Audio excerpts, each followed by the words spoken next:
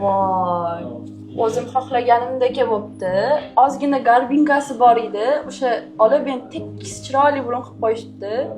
Bemorimizni 10 kun oldin bir vaqt o'zida renaseptoplastik jarrohlik amaliyotini bajarganmiz. Tashqi tarafda garbinkalar bor edi, olingan, mana garbinkalar yo'q, ketgan. Ichki tarafda burun ustini to'g'irlab, chiqaroqlarni kichraytirib, nafas yo'lini ham keng ochib berganmiz.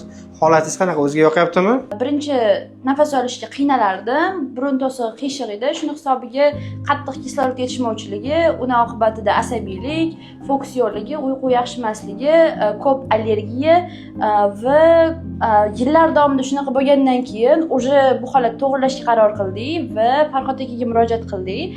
Operatsiya 10 kun oldin bo'ldi. Rina septoplastikani boshini o'tkazdim.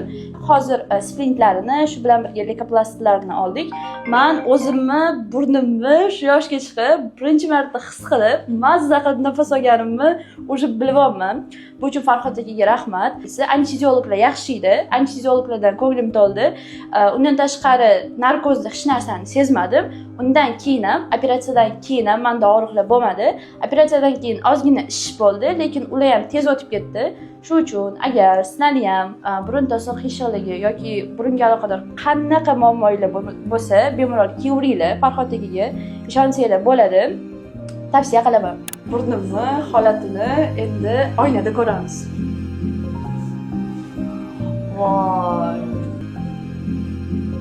Rahmat katta. Sog' bo'ling, mayli. Zo'r.